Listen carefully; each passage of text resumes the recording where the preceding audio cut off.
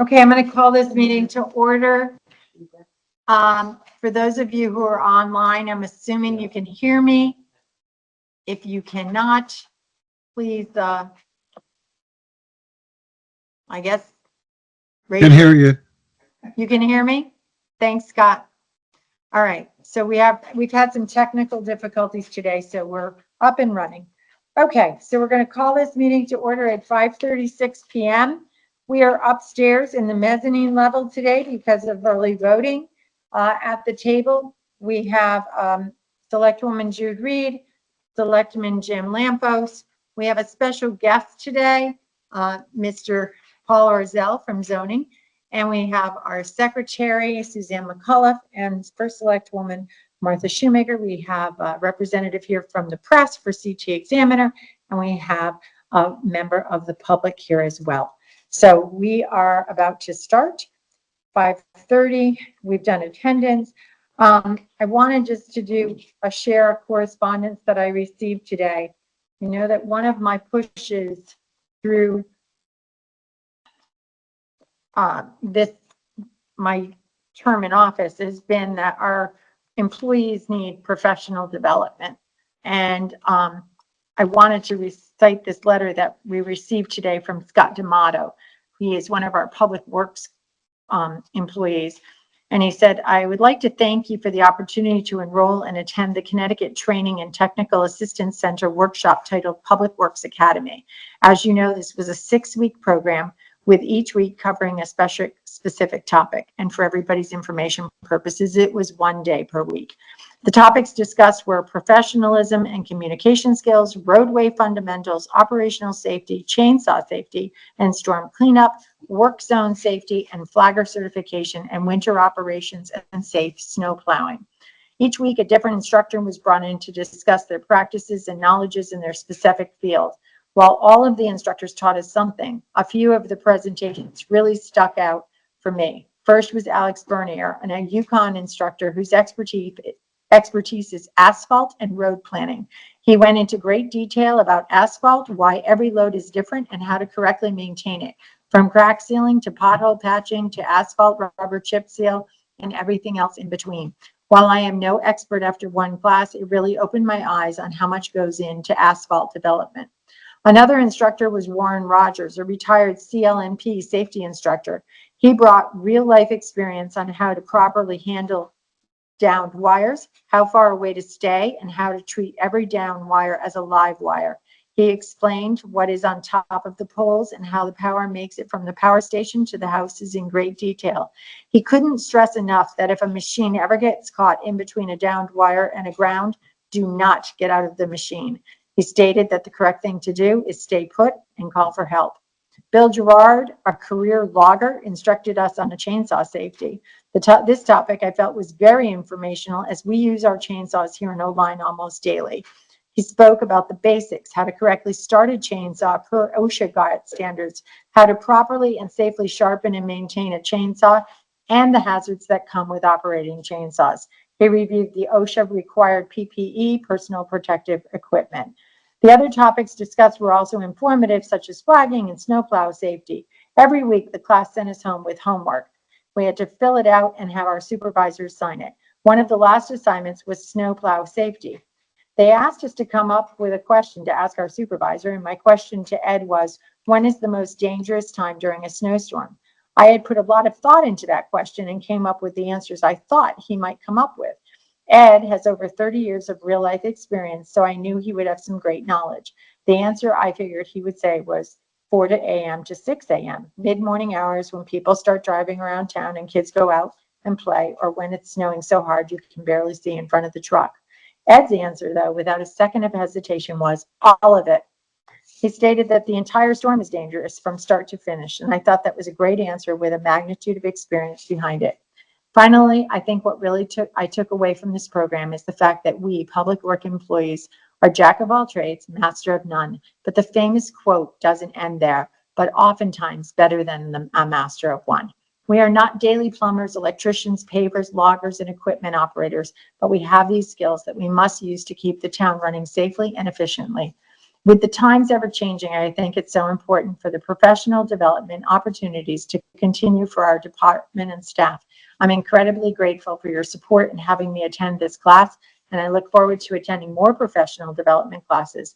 I would like to enroll in the Roadmaster program and any other opportunities that will benefit the town. Should you have any questions, please don't hesitate to reach out. Sincerely, Scott D'Amato. It was a wonderful class. We'll put this into record, Suzanne.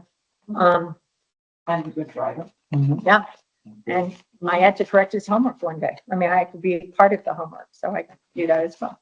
But, and we had 2 people go out today to do something with, lifts. Because we found now that although we don't have a bucket truck, we were able to rent a lift, and the lift is able to help us do tree trimming. And so we don't have to go out and use the expense of an outside vendor.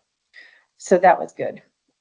Is there anyone else, Jim or Jude, that has any information items, communications, or correspondences you'd like to share? I had a communication from a young parent, part of the PTO at Mile Creek, spoke to Ian. He's responded, so that was the only communication I had. Jim, anything? Okay. It's time for public comment. Do we have anyone in the audience that would like to do public comment? No. Okay. Is there anyone online that would like public comment? Scott, would you like to say anything today? No, I'm good. Okay. Hearing no public comment, we will move on to the approval of minutes. I will say that on our agenda, you'll see the minutes from October 15th. They have not been posted yet, so we will scratch that from our agenda and move it to our next meeting. Our October 7th minutes, though, are available. And I am wondering if anyone has any changes. Jim, I know you have an amendment.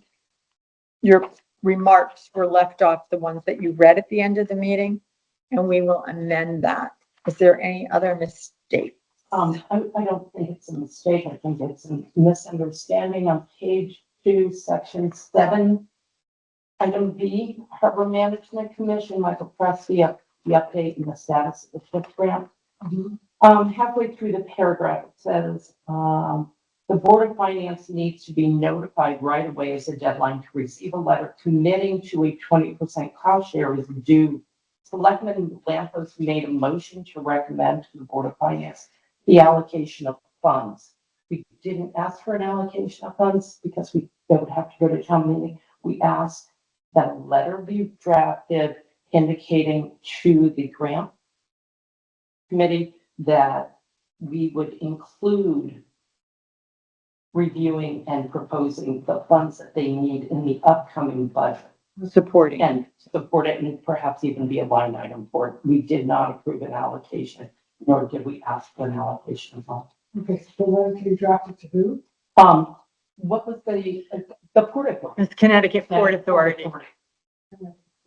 We had missed, they needed the funding and we couldn't commit or approve it, but we could say that we would work on it in the upcoming budget. We draft it to the Connecticut Port Authority and notify the Port of Finance.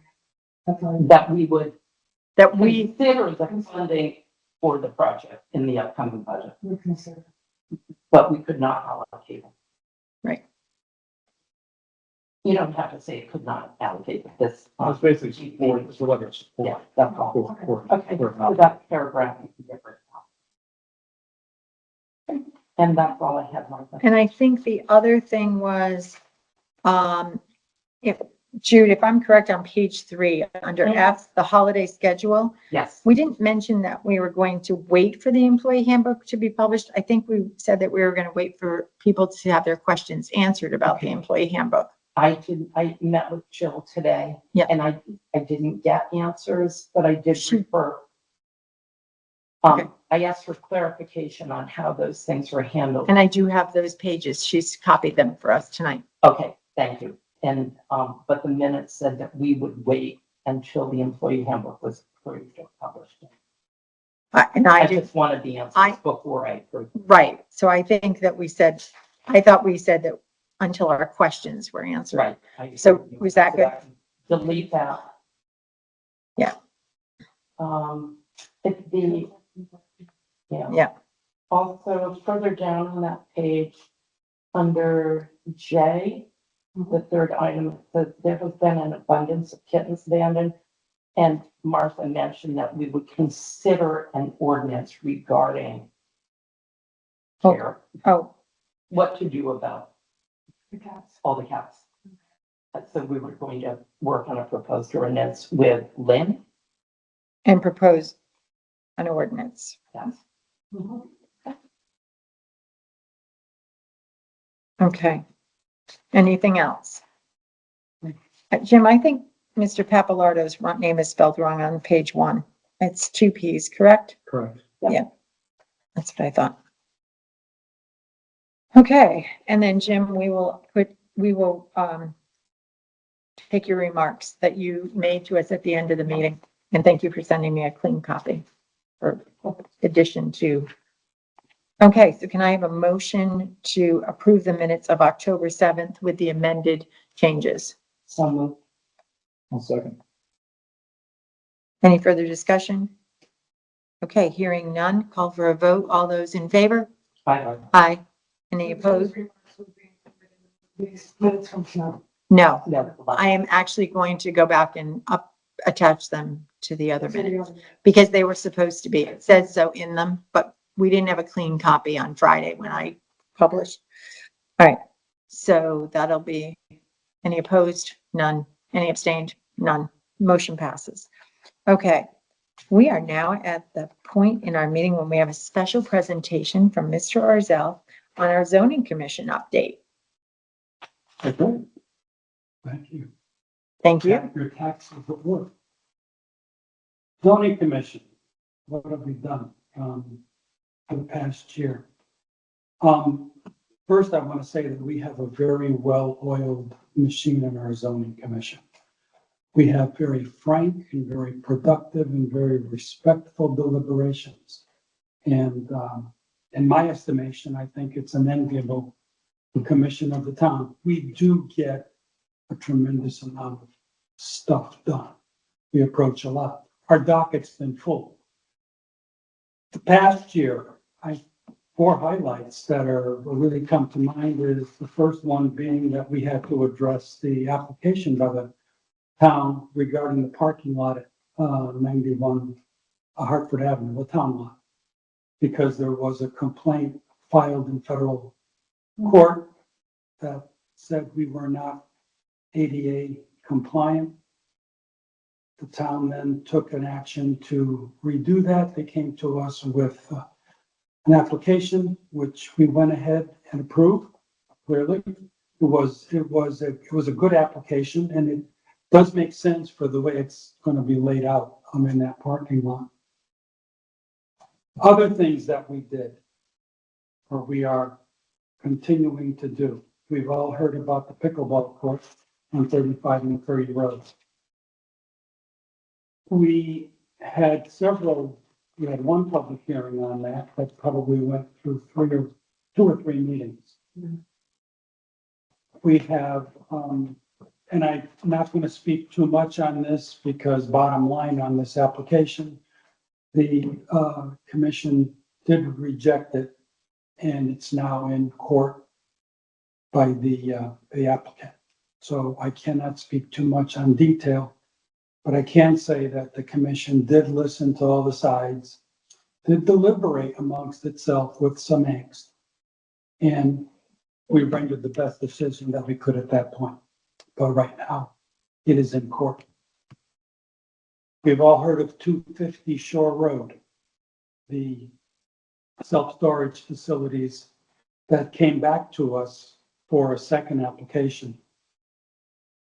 The commission also went through that, listened to the new evidence, but once again, did deny the application. Again, I can't go into specifically why we did, but the applicant has chosen again. Now, in the first application, the applicant did choose and did file for legal action and did the same for the second. So we have two cases now pending on that in court. So it went to court for the first application. That doesn't go away while they do it again. So Right. there's two. There's two right now. Thank you. Yep. We also addressed for 258 and 260 Shore Road, we had an applicant come to us with a proposal for affordable housing, which we approved on that. And they're gonna come back to us at another point and talk about other modifications and alterations to that lot as well. Was that approved, did you say? That was approved. Okay. That was Was approved. there some question between commercial and residential? There's kind of because it's on the same lot. Yeah. but that's like- And it was the operation of commercial in that zone and then the residential.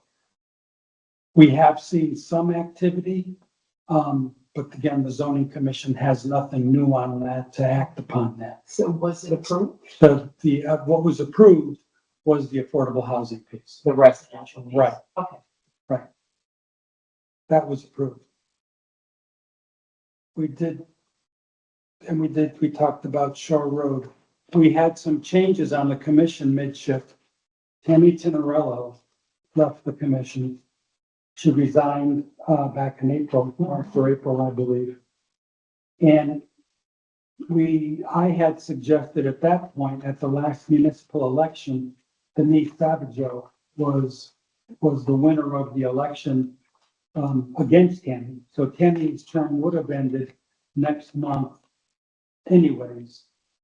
So I asked the Board of Selectmen to approve Denise to fill the position for the rest of her term. As it becomes seamless in November, Denise just continues right on with her 5-year term that she won in the election. So there's no vacancy No, on the no, no. alternate for the At this point, no, we did have November space is filled. to fill the November space. The permanent member is now Denise, and she was Denise when we appointed her to fill Tammy's spot. Okay. So no one moved up from an alternate, there wasn't a vacancy at all? Well, So there Tammy, was, right? not Tammy, Denise was an alternate, Right. so we moved her up. Who filled her We seat? backfilled with Michael Fogliano, And he's on board. and he's on. Right. I remember that well. But his term doesn't end this year in November. All the alternate terms are 1-year So terms. that's next year. That's January. Okay. January, I will come back and Gotcha. provide recommendations for the alternates. Will every one of those, each one of those have to fill out an application again? Yeah. They will. And do all our chairs know that now? They will be told that in November. We try not to, Because Provide- last year, we weren't quite clear. we, Okay. we've decided, sometimes Katie tries to send out a long No, newsletter yeah. to the boards and people miss things, so we decided they're better to go short and sweet. Okay. I So, just thought there was some. confusion, November- So I wanted to make. sure November, that's we not will start happening sending those out. Next year. Tammy was also vice chair, Yes, and we and we had a special election, and Michael Miller is now our vice chair. Hmm. So the biggest thing, the most exciting thing for me and probably a lot of other people is we've got approval to go ahead and redo all of our zoning regulations. We had, 2 vendors vie for the opportunity. One of them was a simple bring the language together. Let's clean up some of the language. Let's organize the stuff. Let's not have things here or here. Our bigger problem is in our zoning regulations. They're filled with ambiguity. If we go to litigation, both you and I can make a case for the same regulation. Mhm. We say that you can't do this in some cases, but we say what you can't do. Or we say you can do this and we're not specific. So we would receive some sort of a wild application.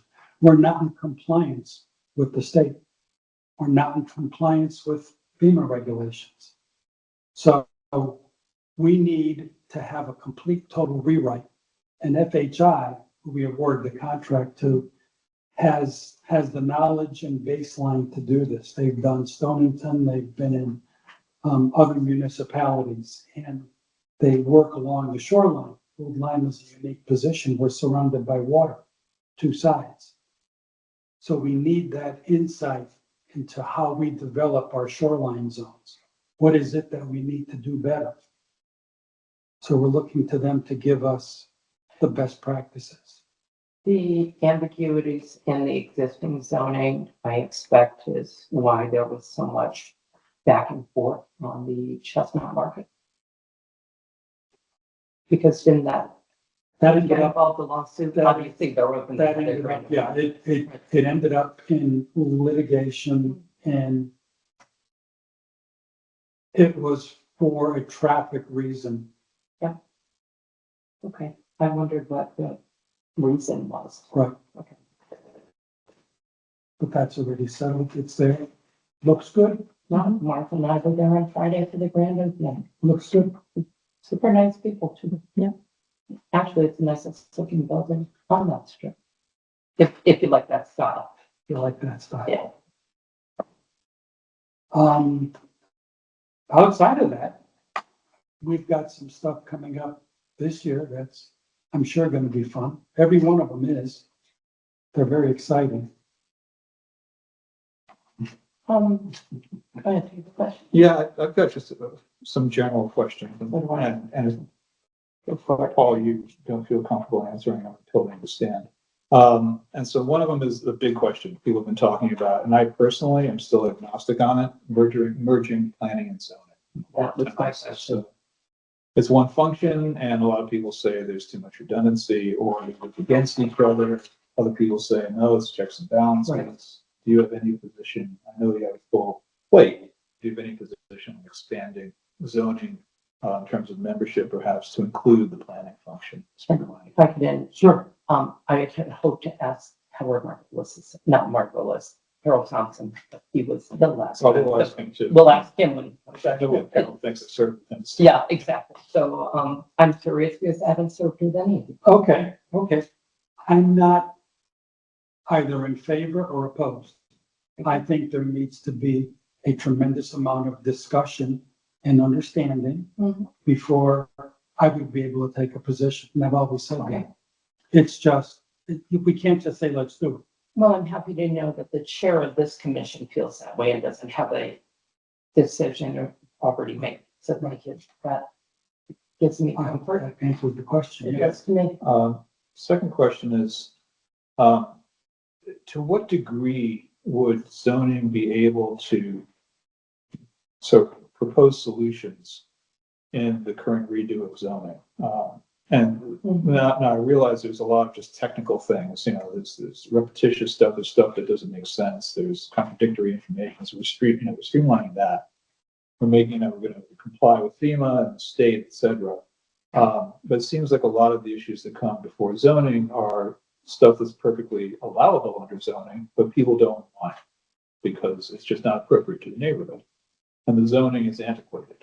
And I know down in Spanview, View, for a lot of, like the C10, a lot of us believe it's antiquated. And full disclosure, I own property in the C10, so it would benefit me in some ways to use the regulations of the C10.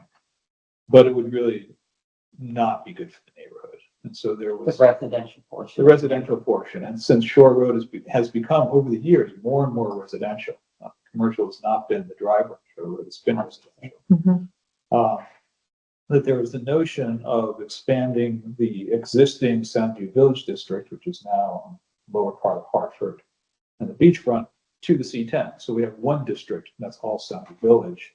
And because it all seems to be of a piece, Hartford Avenue and the T, as it's called, Shore and Hartford, to expand that. Would that be something that zoning would look into, or is that something zoning is going to step back and say, we're going to let the consultants deal with this?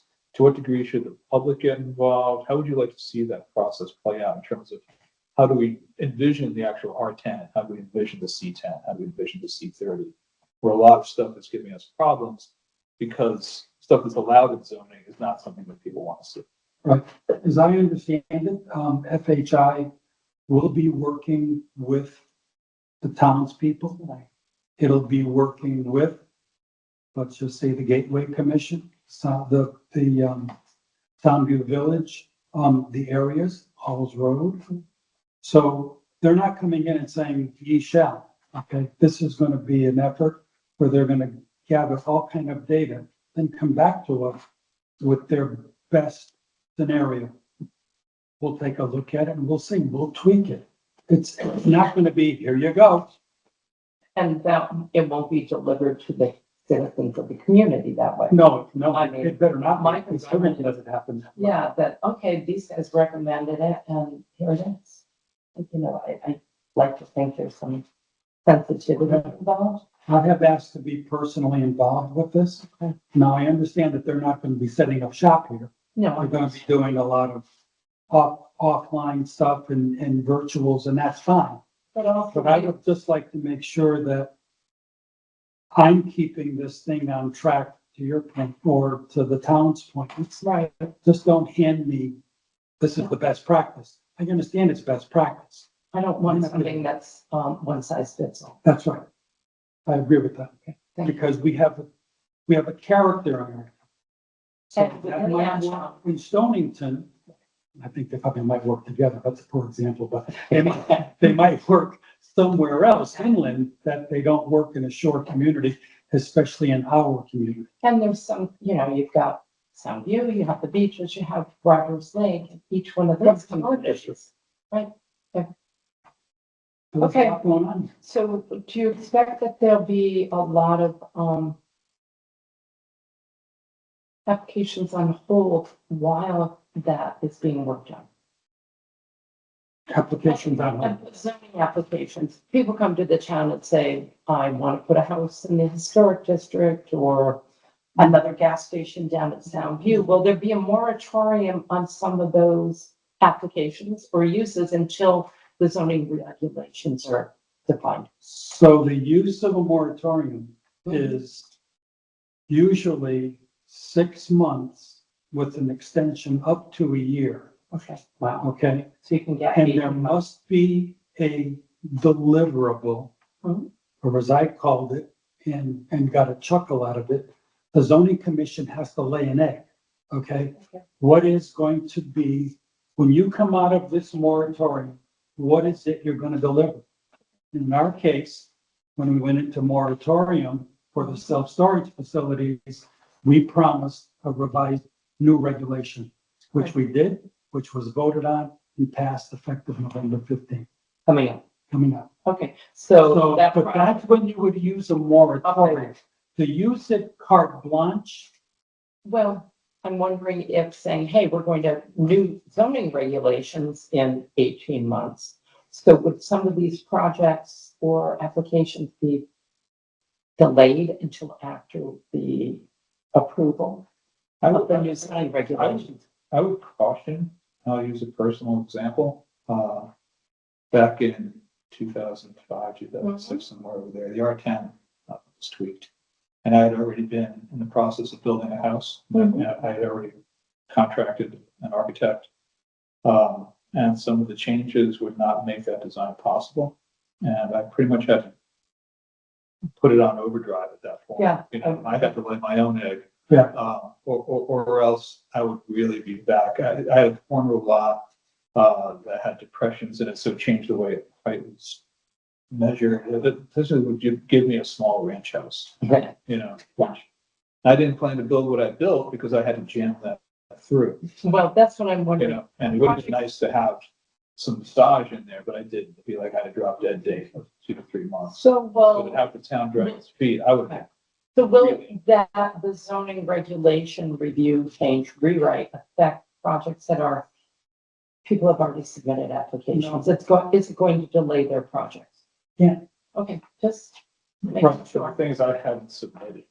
it was, You hadn't I submitted? had the Oh, drawings, oh. I hadn't submitted. Got I was still tweaking, Okay, and I had to like bang submit. yeah, you had to make a quick decision. Make a quick decision. Okay, so we were actually rewriting the self-storage facility. Mhm. And it did not apply, could not apply that to was this my, 250 Shore Road application. That was input before. Now at the moratorium, at the start of the moratorium, that was the firewall. There was nothing else. allowed Nothing to else come could come through. in, right, Right. so will there be a firewall? No, only on a moratorium, okay, Right. thank you. Right. Got it. What do you find is the most challenging serving as the chair of zoning?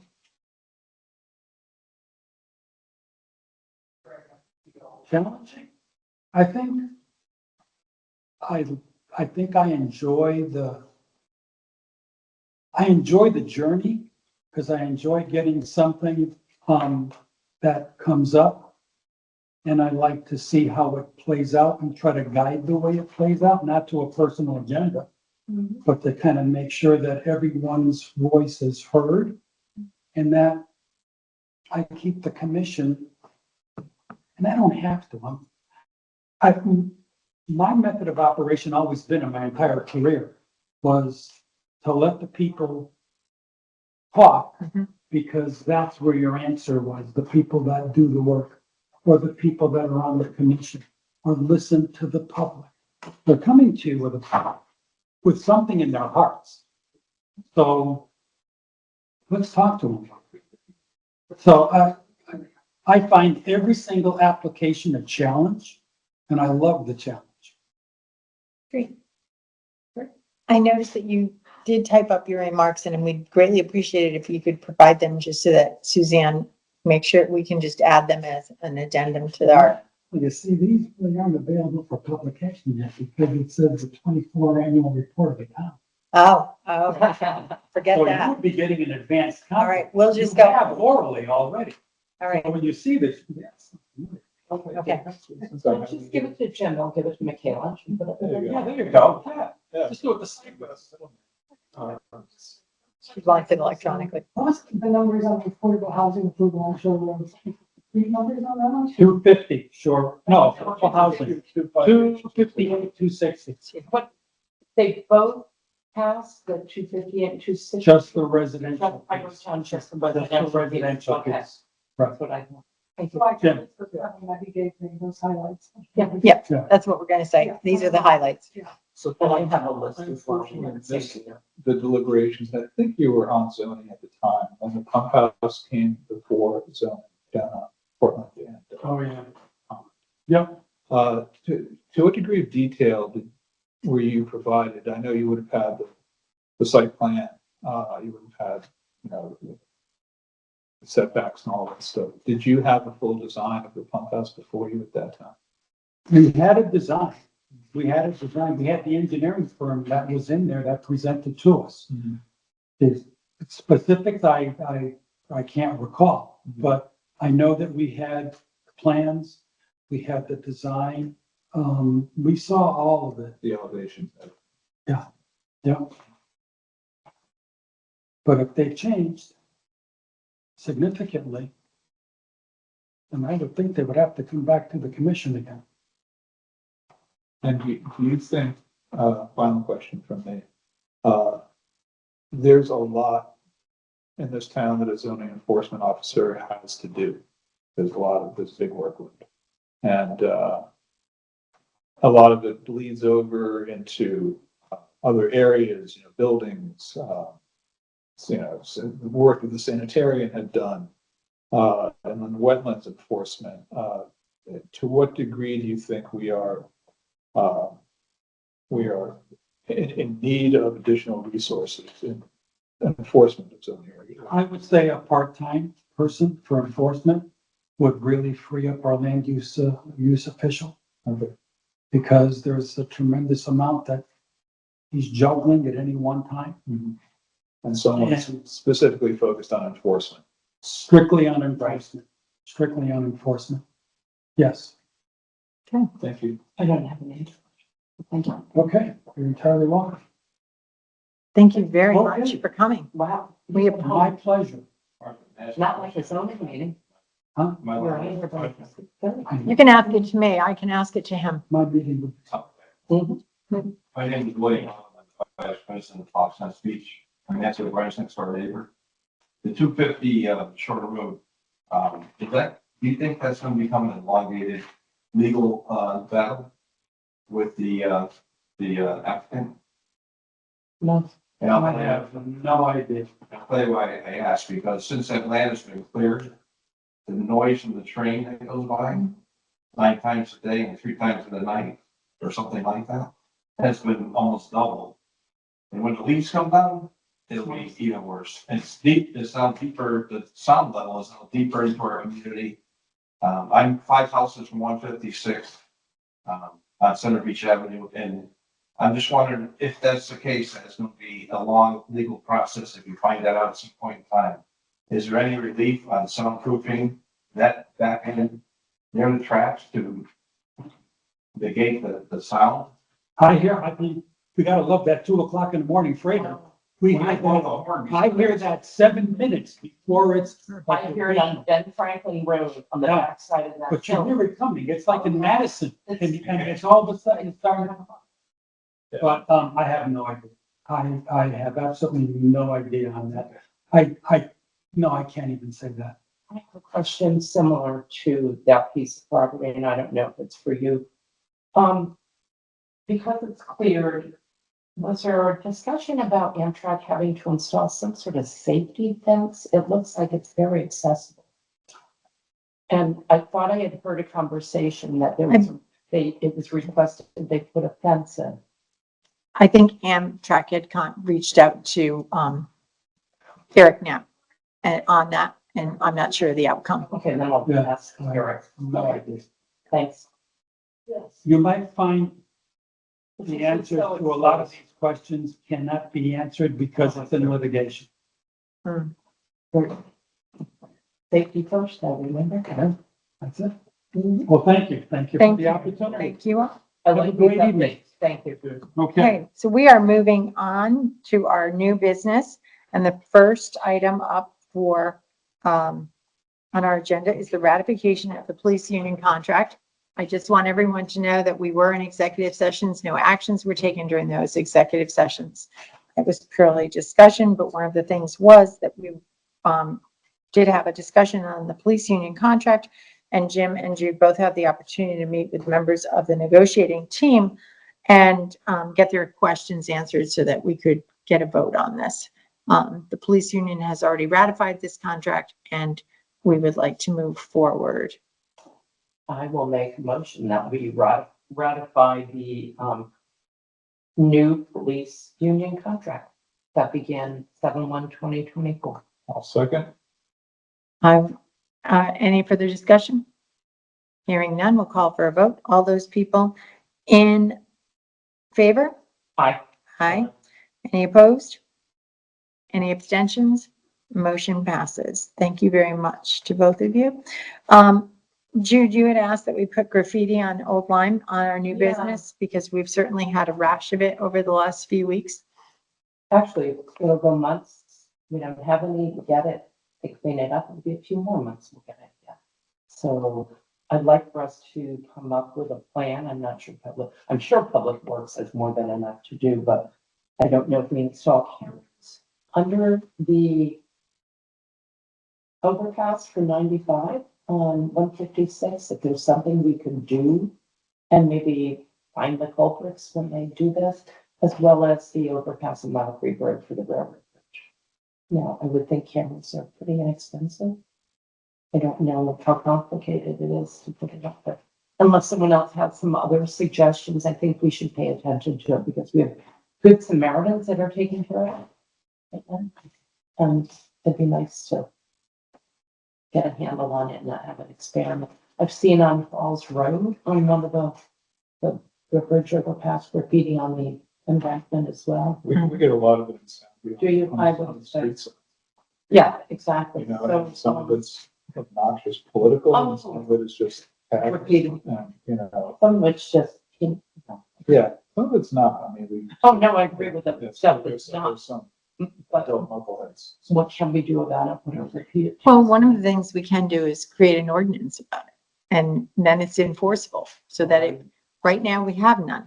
Let's create- So we need to have an ordinance because there has to be some teeth into it so that our Okay. police officers, if they catch anybody, can actually act on it, We can enforce. enforce the ordinance.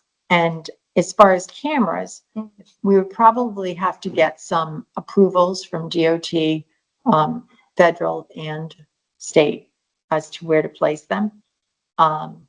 I can ask I'm going to River Cog on Wednesday, so I can certainly ask any other towns too, if they have an ordinance, two, if they've ever used cameras. The camera that we used at the Soundview parking lot when we had some issues with the, porta potties this summer, was not expensive, but it did take, it wasn't easy because it was up high. We had to go get it. There was an incident, we had to climb the ladder, go to get the card so we could watch when we had two cards, but it wasn't the easiest thing. The new camera, by the way, we do have a new camera on the front door, not from up here on the top level, and that is on the ballot box. And that is amazing clarity, but they are very expensive. They're at the Bacata. Well, maybe we try, and I don't want another sign that says, oh, you're being under surveillance, whatever. And I think we need to, it's just getting ridiculous. Especially, I'm sure down at the beaches, whether it's porta potties or anywhere. Yeah. It's a nuisance and it costs money. Mhm. And then there needs to be an educational outreach to the schools too, because, and I'm not saying all these they're students from here, but the best defense in anything and when you get the word out in a school district, there are students who will be watchful for us and they will let us know if they know what's going on. Or if they know there's cameras, they're going to tell you things like that. I know Regional District 18 many, many years ago, I probably repeated. But I will say this, we did do some research just because I know that there's people who question, like, can we paint? Can we? And as long as it's not a malicious act on our part and that we're just trying to clean it up, they are not going to come after us. So if we'd like to clean it up, we are welcome to do so. And I appreciate those Samaritans that did it and they tried to match the color of the paint Yeah. as well. So we'll work on an ordinance. Right. I'll see what I can find. Thank you. Okay, so I just realized, Jude, I lied. I thought I had the information that Jill provided, but I didn't bring it in my Oh, my packet. gosh. I'm so sorry. Well, I don't think it's critical today. If you can send it to us, I just like I to would. see it in writing, what the rules are, if we have a handbook. People, policy. I will tell you in summary is that no one can just take off the day before or after a holiday without approval from their manager. We do make sure that every town department is staffed not completely, but there's a person on during those days. So you can ask for the day. If you call in sick on the Wednesday before, you are not paid for the holiday. Okay, see, I don't know those. So that's That's what one- she yeah. instructed me And on one of that. the other things she commented on was whether it's a sick day or not using it, different things like that. I just like to see it in writing what the policy is. I thought that they had put the handbook up online. But But- she said it's not. That's but the old one, I Yeah. think, has some of this information in it already. So we didn't change any of that. But we will Okay. go through it. I know it's been forthcoming for a while, so I'm Right. curious. Okay, so we will move that again. I mean, we all know what the holidays are. Nothing's going to change, but before I approve anything else, I'd like to finish what we're doing. Okay, so our next situation, our next Situation. the next agenda item is our request from the Flood and Erosion Control Board to appoint Damon Capola as our Town of Old Lyme's Community Rating Coordinator to the Region 1 Federal Emergency Management Agency. I sent you Damon's background information. Damon happened to walk in during the summer to get a beach pass. We got talking and Did he volunteer himself or did we volunteer him? no, he said, this was just to be on flood and erosion control, Yeah. but he said, I work with other towns Yeah. to build their resiliency. And he said, and I thought, I really should be doing this for the town I live in. Awesome. So he joined Flood and Erosion. He's written 2 books. saw that. He's very knowledgeable. And And so we he talked to FEMA and talked about this program for FEMA called the Community Rating System. And basically, I sort of aligned it. It's very much like sustainable CT. If you're doing things, you get points.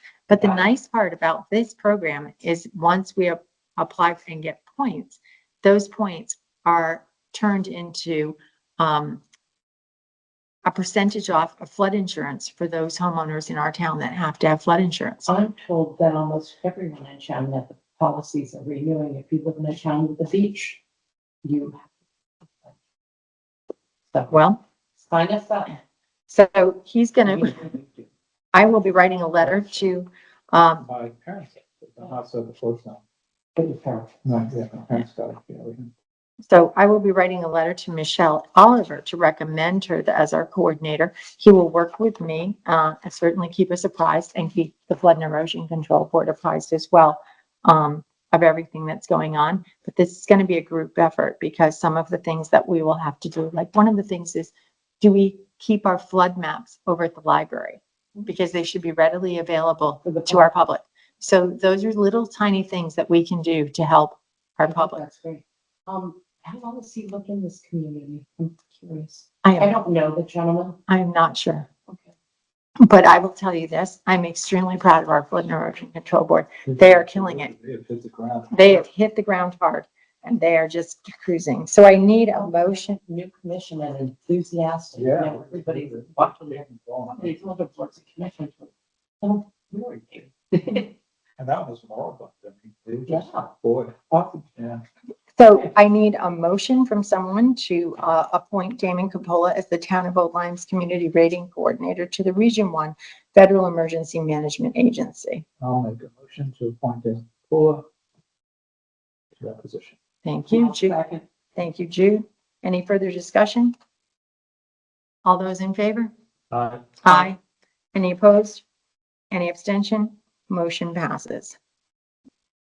I will CC you both on the letter that I sent. Okay. Okay, then the approval of the tax refunds. I do have copies of these for you. Send it to. I did, Suzanne sent it. I Okay, good. didn't bring it, but Do you I want it? reviewed it. No. Jim, do you need it? Okay, so there are a couple on here that are over. We have, over our 24, we have two that need to be addressed. One is for Ron Sweeney on 61-1 Button Ball. It was a duplicate payment of $5,743.40. And the second one is also for Shore Road Inn, which is also a duplicate payment of an escrow bill, $3,308.64. I'll make a motion to approve the two Ron Sweeney. That was going to say the both. They're both Ron Sweeney. Yeah. It's a new book. So I'll second. thank you. Any further discussion? Okay, hearing none, can I call for a vote? All those in favor? Aye. Any opposed? Any abstentions? None? All okay, motion passes. We will get those checks out this week.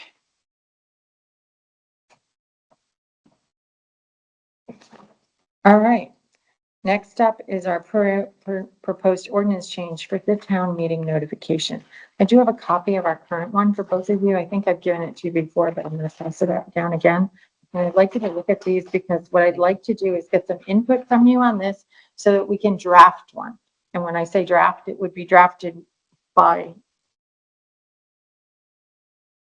myself and with help from a couple of people here in town hall, but then it would come back to you and we would Right. work it through. I'm trying to save legal fees, so therefore it would be better if we start to draft it. We get all the draft language in that we want, and then we send it to the attorneys to put in all their wonderful jargon. So if you look at this, this was originally written back in 1958 and then amended again in 2003.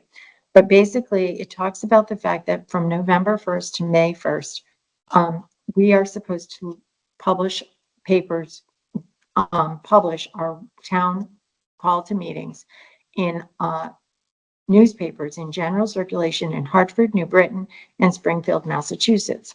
So what we did is we spent a lot of time asking the public to provide us with answers. And as I had told you before, there was a lot of people that came out. We had about 341 respondents. And in that information, we found that there were not a lot of people reading the newspapers that we were publishing in. In fact, the New Britain paper, there were only 8 people that read it. So what I really think that we should do is start to expand, first of all, posting it to all of the beach association presidents to send out to their beach associations. They all have a general email system that they send out, and that we would utilize that for all of the beach associations, Point of Woods, Hawks Nest, all the way down the line. That would be one thing that we could do to change. I would still suggest that we have to legally post it in the New London Day because it's done. I would ask that perhaps CT Examiner and Limeline would post it as a press release for us in both of their papers and would put those out because there are people who have notified that they do read those. And they said that about 145% of the people that responded said that they look at Limeline Examiner or the patch. Would a press release, satisfy the requirement of a public notice? That's a very good question, but I can ask, that would be a question that we could ask the attorney. Because I think there's a big difference. What's the question, son? If a press release, will that qualify as public notification for the public notification requirement? And this is not exactly on topic of town meeting, but it's on topic of public notices. The day runs all the land use stuff, zoning, inland wetlands, all, upcoming votes and decisions. And I think those are useful for a lot of people because you're not always having to hunt and peck through everything on the town website. I agree, there's really no point, the consolidation of the press, especially, so much of it going online. There's no point in the Springfield paper or the New Britain paper, or maybe not even, we still should have a day, but we have a button on the town website. Yes. Yes, It's just public notices that would Yep. mirror what the date is. Mhm. We- Current, we can do that. so that you're not hunting and pecking, Oh, that immediately go to the town website and you go public notices, so And that would come under the town clerk's office for public notices. that shouldn't cost us anything. And No. that should really help navigating the online. The other, this piece of paper in front of us that was adopted 5/1958 states 25,000. Our current requirement is 20,000, right? Um, Anything over 20 has to go to a town meeting. yeah, so that changes too. But I will tell you this, that we spent, one of these papers cost me $2,700 to put in paper in. Absolutely. And now they're only doing it, the other thing is they'll say, well, we only do it now on Fridays, which really works against us because we have to have it in 5 days before a meeting. Our meetings are usually on Mondays. Michelle usually takes it out the Monday before. We go out to press and they say, oh, we can't publish it till Friday. And that's really hard because they'll say, oh, no, we're just doing public notices on Fridays now. Doing yard sales on Thursdays and they're cutting back. But I don't like paying a lot of money for a very small piece of paper. Right. So basically, I hate switching, Yeah. I hate switching the town website when I want a, well, and there should be able to be, like, if you look at our Region 18, they have little pop-ups that come up. So when something is pertinent and it's timely, it pops up. And I know Katie can do that because we have had it for emergency search situations and it does, but it would be, I don't know if it can come up on individual pages, but it would be nice if we were having a town meeting in a week and the pop-up came up on the town clerk's office page that there's a meeting coming up, but we can work on finding different ways.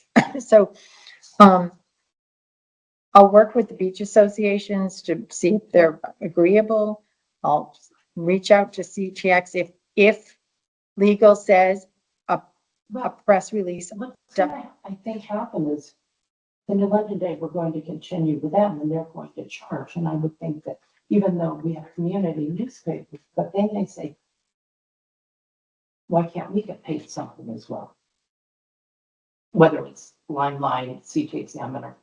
I mean, what's good for one is a press release in the New London Day enough, so we do not have to pay for a magazine. Well, I would say that We have to then be consistent. I would have to ask legal, but I know that part of it is because of the fact that they do have a legal notices section. Right, and I don't know about the other. And I don't know, I've never seen anything on the others, but, I haven't even, but it begs the question to me.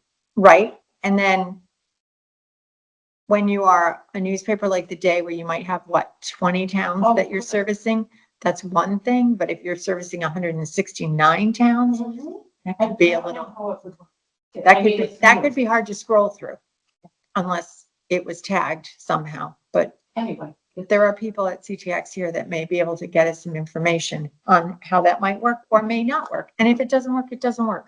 But but it's it's great thought. something to explore. So I will work on a draft of that with a few people and Okay. try to have that for you in the very near future.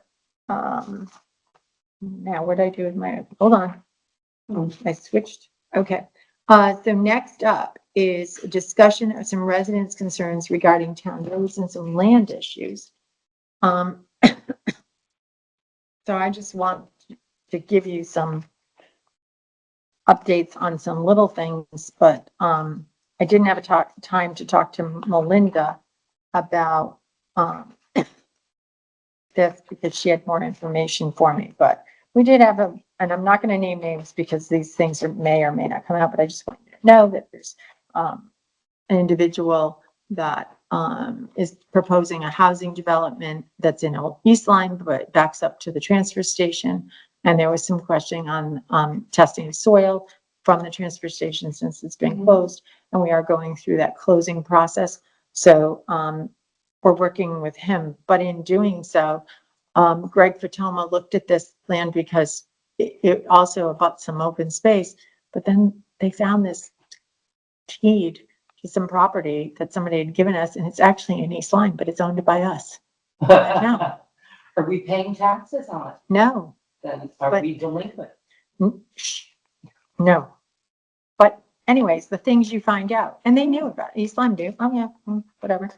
I also had, someone come to me about swim lines and beaches, and we are gonna have to have a follow-up with this harbor master.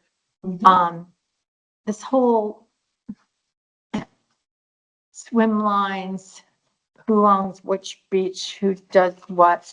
And we also have to talk about jet skis.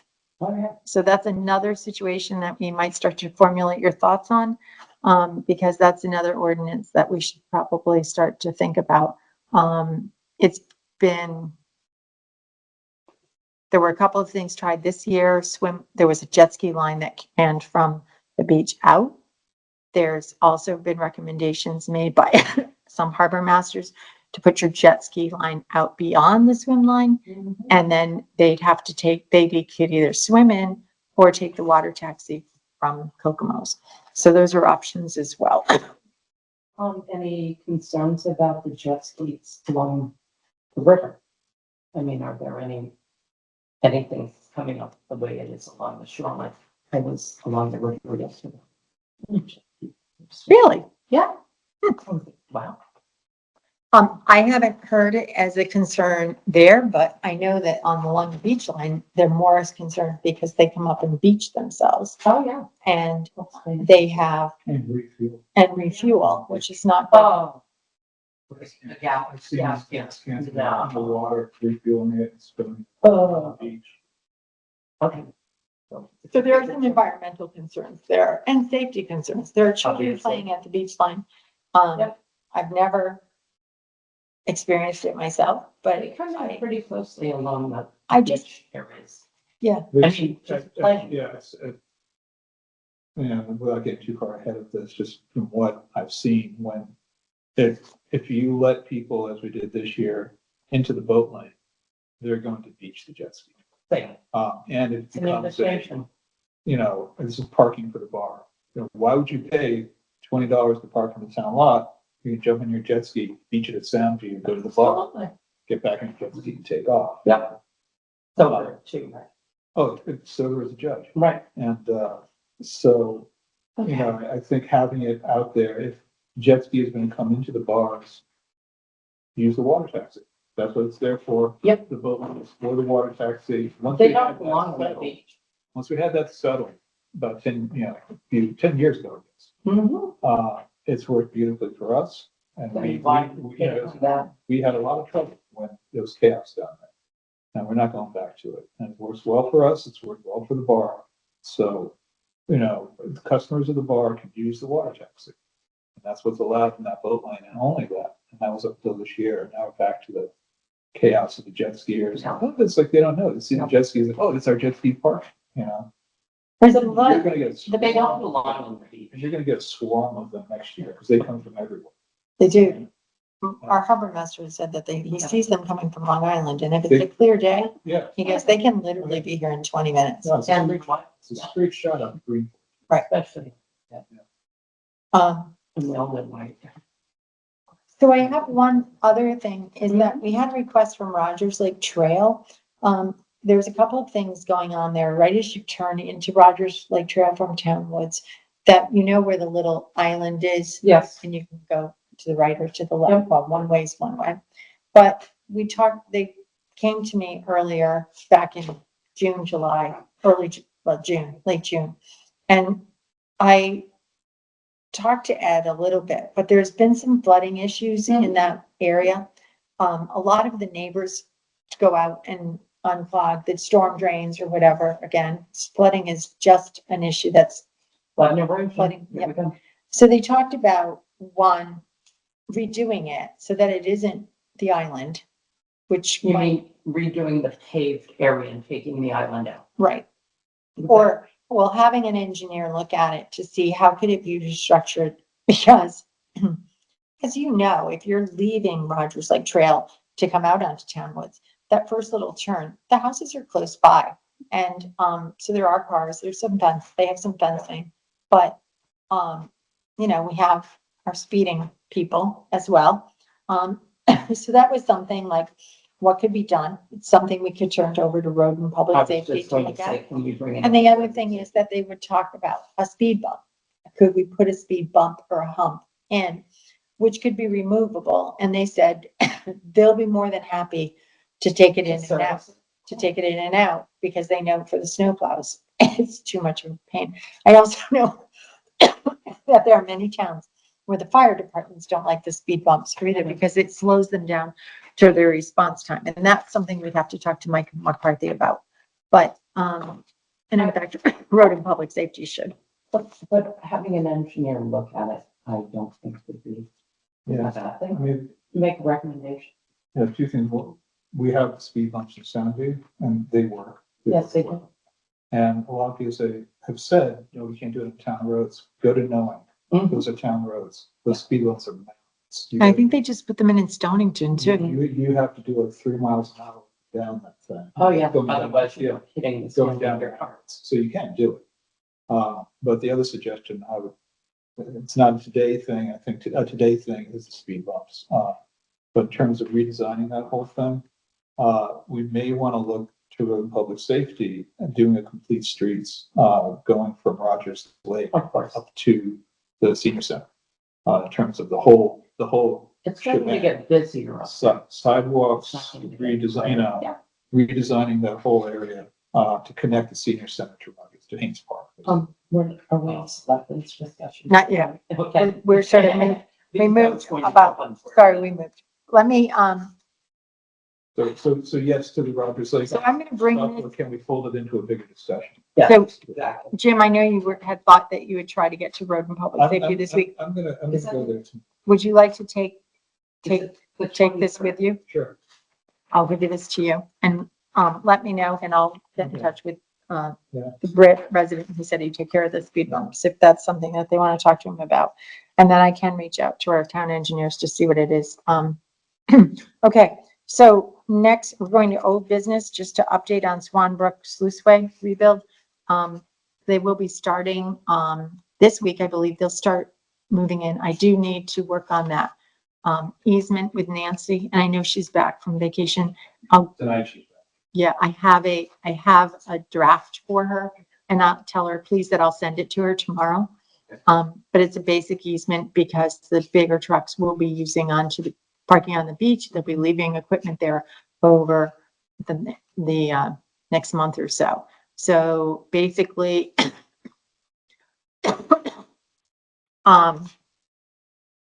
couple of things to go over.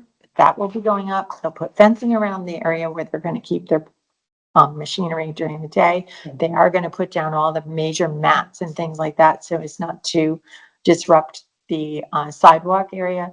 We've already know that there's a crack in the sidewalk now from last year that we're going to fix for you, but we'd like to prevent anything further happening. So I did ask him to write something into the easement about the sidewalk.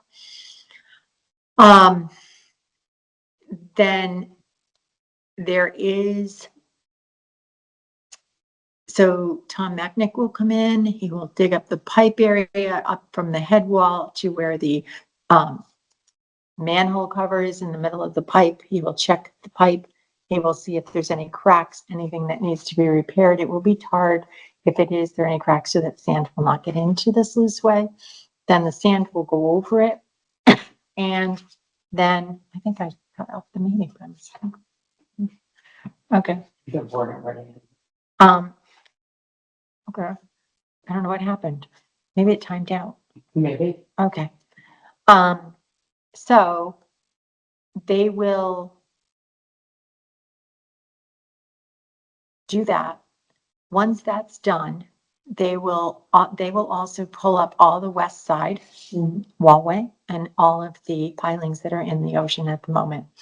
They will take all that. So basically destruction and the repair of the pipe is in charge of Macknick, who's working in conjunction with Gwenmore. And then Gwenmore will start coming in once they'll do the pile drivings. That'll take about 2 weeks. After that, they'll start putting up, actually, they'll start to build the walls down as the pilings go in. There was some discussion on whether or not we wanted to, Sound Engineering has reached out to me to see if we want to have them, they work in conjunction with DACO. It's an additional cost, but would be watching what was going on and making sure that it was followed by the permit. How much is the additional? I don't have it yet, but I will. Was supposed to give, I talked to Keith a little bit this afternoon, but the engineer works in conjunction with DACO, but would call me. And so that's an additional charge. It would have to come out of our engineering fees. So we would have to look to see if that's something that we could afford for this year. Huh? We might be able to. Might be. Considering the magnitude of the project may warrant it. Right. And it wasn't something that I had been told to consider when we went for the appropriation. I think we have good vendors on this project. So, I do but too. I still think it would be cheap insurance. All right. So that's that. And then the Soundview parking lot, I am told that it will be done before November 1st or December 1st. I was a little worried about the asphalt companies and how they sometimes shut down in the middle of November, but I was told that Gerber knows that and that they will begin to get it done correctly. And now we're moving on to general discussion. That's one thing I'd like to bring up. We talked about golf cart ordinance. Yeah. So we haven't really gotten to. And there's an article in the paper on Groton proposing an ATV ordinance. And I think we should look into an overarching ordinance that would cover ATVs and golf carts and anything that's, non-registered motor vehicle. I witnessed personally a street takeover in front of my restaurant on Route 1 that ended in a fatality that day. Oh, you were there. I was there, yeah. I saw that. It could easily happen in Oakland. Easy on and off the highway.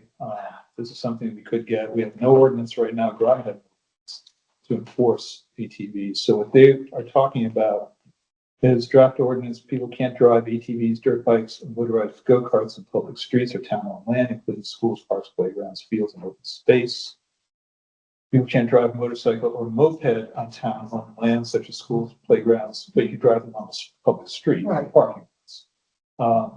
Specifies they're prohibited from driving ATVs, et cetera, that cause a nuisance, including, unreasonably loud noise. That's where noise cameras could come in as part of this, which are now legal according to the state. And that gas stations, are prohibited from allowing ATVs and dirt bikes to refuel there. And that's Really? a street violation. And it makes sense because if you can't drive an ATV You can't on the get public to the street, gas you can't get to the gas station. I like your idea of getting ahead of this. So I think if, as we do the golf cart ordinance, that could be rolled into all of this. And obviously there's going to be a carve out for golf carts in whatever neighborhoods we decide to carve that out in. There's also, I've noticed a couple of times, in the area where I live, gators. These Yeah. gators, Oh, yeah. and they're, first of all, they're loud Yeah. and they're not registered Yeah. and they just are perusing the street. Yeah. Yep. If they drive it around like a good car. Yeah. Yep. A toy. Yeah. I think So it's- it is something that we need to, because again, our police cannot act if there isn't an ordinance. So, we need to get their input as well. Mhm. So maybe you can, Could that be a maybe you can road? get a look at their safety? draft. Yeah. Yeah. I can get that. Would that come under the road safety, right? Yeah. Certainly. Yeah. I was going to bring that to them tomorrow. Perfect. The only thing I had was I wondered if you spoke with Diana Prince. I did. She's lovely. Yes, she is. And I can send you the links on, Community cares. right? Yep. And it's worth, have you seen it? No. Worth taking a look at. We can send you a link to it, Yeah. but she's a wonderful individual who would really love to see some wonderful things happening She here in wants to Alpine. get involved, but gets frustrated by some of the stalemates that have seemed to be going on in town. And she's not choosing sides or anything, but things can be handled better, more effectively. Bringing new, fresh enthusiasm. And I think that I had an interesting conversation with a board, a small group of a board the other day, and one of them reached out and he said to me, "Do you honestly believe that this town can continue to exist with just our 34 boards and commissions and our volunteers?" We can't. And he said, and I said, no. I said, I do not think it's sustainable because we are not integrating that 35 to 45-year-old population Well, that's right. that needs to get involved. Because, and some of the members on this board said to me, we have been doing this for years and we believe in the process, but look what happened with flood and erosion. When you can get in new life, it takes over and She has a lot of new ideas and experiences with another organization that helps communities correctly. yep, And, fresh eyes. Mhm. And they're not going anywhere. Her husband's a doctor. I think they moved here 3 years ago. Mhm. She has a business. And my experience is that if you get a small group, the rest of their friends follow. So I'm glad you took the time to meet with it. I think the other thing that we should put in on the table too for budget time is, I've heard from many people, we need a part-time grant writer. We need someone who can be here and start the process for people, because our volunteers are wonderful people and they'll put their all into it. But sometimes these grant opportunities come up and you only have 2 to 3 weeks. Remember those, Jim? And Some some of these people are doing it for the first time. And But if we could find someone who had had some grant writing experience that would be interested. And I think one of the biggest things is being able to sort of bring all the resources together, because grants ask for the same type of information. And the problem is each group's going out and calling Anita and asking for the same information that she's giving to everyone else, or to, Katie. maybe we budget some consulting money instead of an employee. Because people that do work like that many times would prefer not to work on a schedule, but on an as needed basis. We can A do lot that. of them work on a percentage. Exactly. But we can explore some different opportunities. Is there anything else? I'll make a motion to adjourn the meeting. Okay. And that would be Up there. I'll say. Everyone looked like they were. at the 6:50. We shoot, and any, further discussion on adjourning? Hearing none. All those in favor? Okay, Yeah, We're going home. Can't stay here. Yeah. thank you.